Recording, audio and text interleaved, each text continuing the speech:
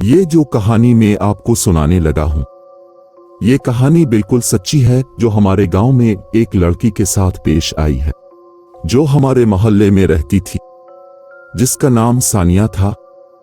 सानिया बहुत ही खूबसूरत लड़की थी, खासकर उसकी आंखें इतनी खूबसूरत थीं कि जो भी देखता तारीफ किए बना नहीं रह पाता। इसलिए जो भी वाकयात इसके साथ पेश आए, इसकी आंखों ही की वजह से ये सारे वाकयात एक कहानी की सूरत इख्तियार कर गए। इस कहानी का आगाज कुछ यूं हुआ। सानिया समेत घर में 5 अफराद थे।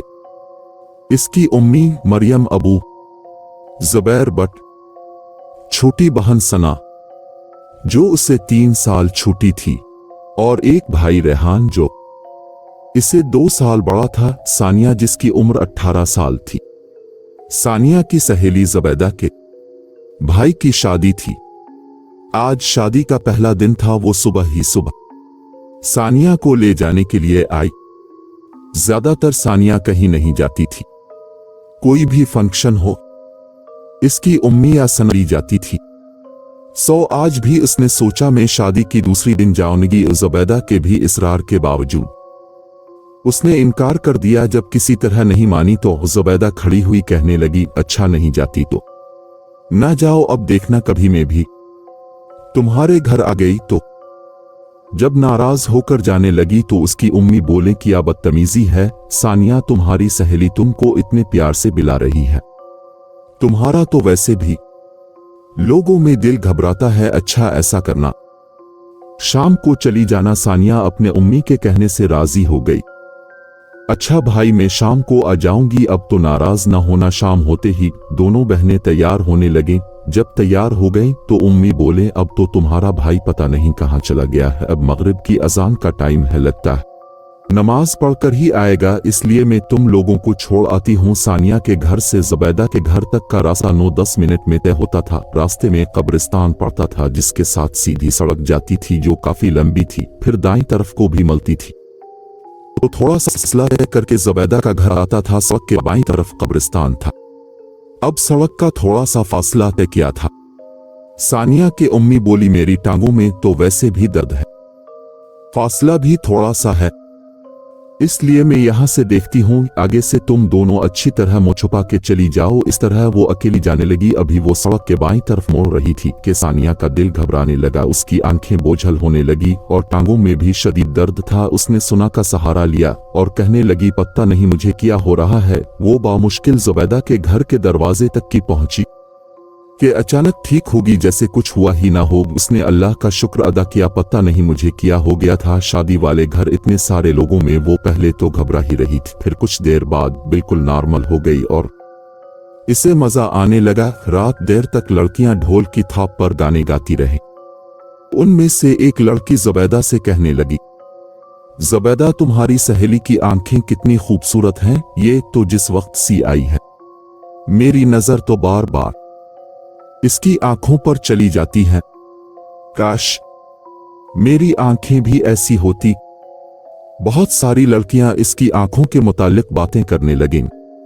कितनी बड़ी और चमक वाली आंखें हैं, और पलकें इतनी बड़ी हैं जैसे नकली लगाई हों। उसका दिल फिर घबराने लगा। सर में टांगों में शदीद दर्द जाग उठा। चुपके से बहन को बुलाने के लिए भेजा और खुद पर काबू किए बैठी रही। पानी पीने के कुछ देर बाद इसकी हालत संभली। सुबह भी इस तरह इसकी हालत होने लगी तो उसने सोचा मुझे घर चले जाना चाहिए, ये ना हो कि मेरा तमाशा ही बन जाए।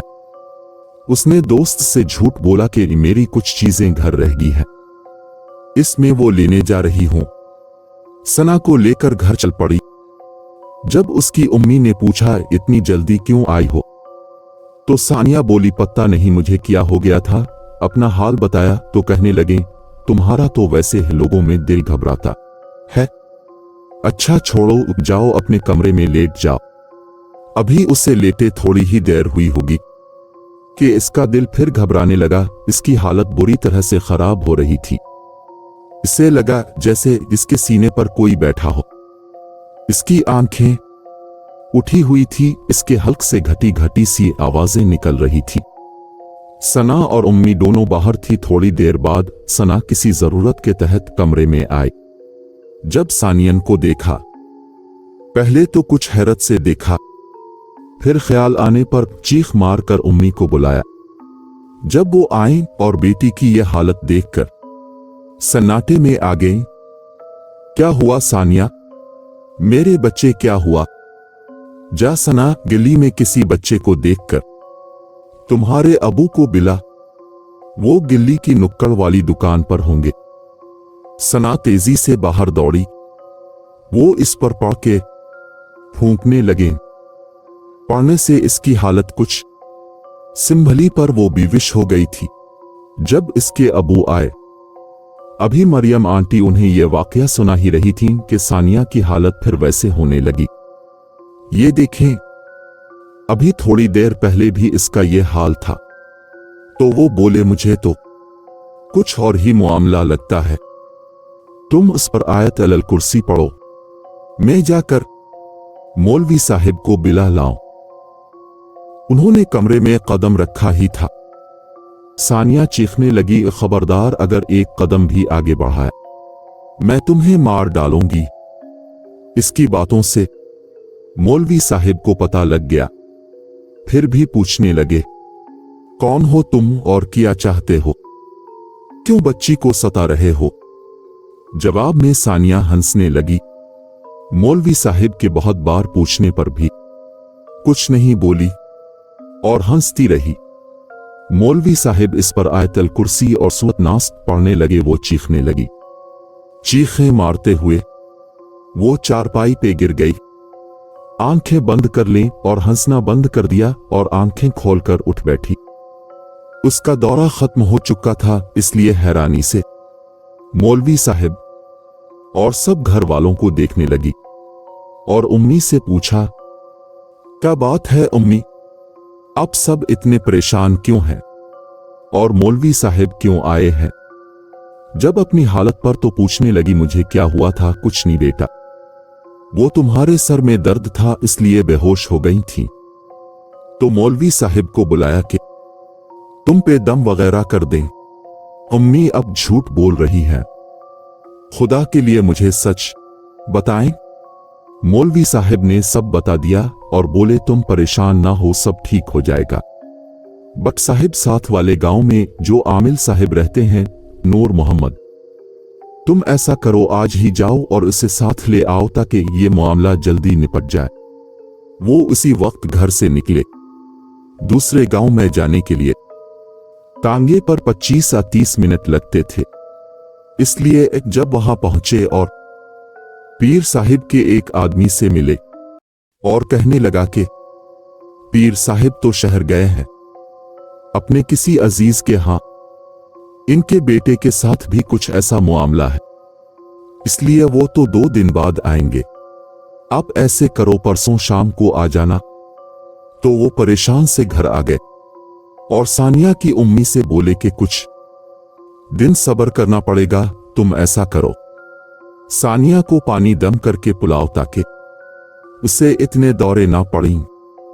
रात देर तक वो सानिया पर पड़कर फूंकती रही।